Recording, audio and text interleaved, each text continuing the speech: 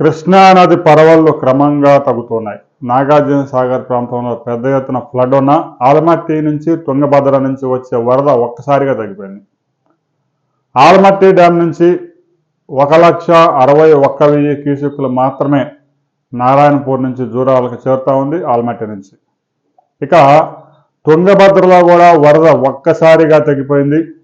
కేవలం 40,000 క్యూసెక్కుల ఇన్ఫ్లో ఉంటే 24,000 క్యూసెక్కులు మాత్రమే సుంకేసుల ద్వారా శ్రీశైలానికి రిలీజ్ చేస్తున్నారు. రేపు సాయంత్రానికి తుంగభద్రలో గేట్లన్నీ మూసేందుకు అధికారులు ఏర్పాట్లు చేస్తున్నారు. జూరాల నుంచి శ్రీశైలానికి, జూరాల నుంచి ఇటు తుంగభద్ర నుంచి 2,95,000 క్యూసెక్కులు వస్తూ ఉంది.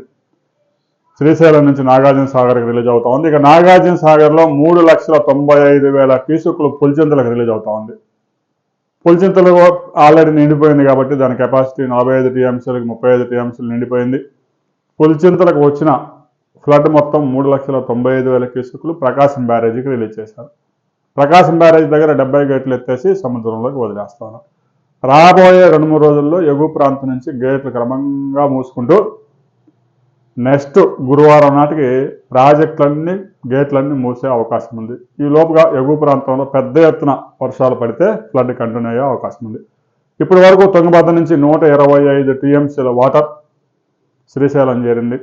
ఇక మరో 105 టీఎంసీల ఫ్లడ్ తుంగభద్రలో నిల్వ చేశారు. ఒక 25 టీఎంసీలు ఇప్పటికే కాలువలోకి విడుదల చేశారు. నవంబర్ 2వ తేదీ నాటికి దాదాపు తుంగభద్రలో 173 టీఎంసీలు నీరు ఉపయోగించుకునే అవకాశాలు స్పష్టంగా కనిపిస్తున్నాయి. రాబోయే కొద్ది గంటల్లో వరద పెరుగుతుందా తగ్గుతుందా? ప్రస్తుతానికైతే నాగార్జున సాగర్లో అన్ని గేట్లు ఎత్తేశారు. ఇక శ్రీశైలంలో వరదని కంట్రోల్ చేసి ఇక శ్రీశైలంలో పూర్తి స్థాయిలో నీరు నిల్వ చేసి గేట్లు క్లోజ్ చేసుకుంటూ వచ్చే అవకాశం ఉంది. మరిన్ని వివరాలతో నాగార్జున సాగర్ నుంచి పులిచింతలకి, పులిచింతల నుంచి ప్రకాశం బ్యారేజీకి ఎంత ఫ్లడ్ వస్తుందనేది మరో వీడియో తెలుస్తుంది. వీడియో నచ్చితే లైక్ చేయండి, షేర్ చేయండి, సబ్స్క్రైబ్ చేసుకోండి.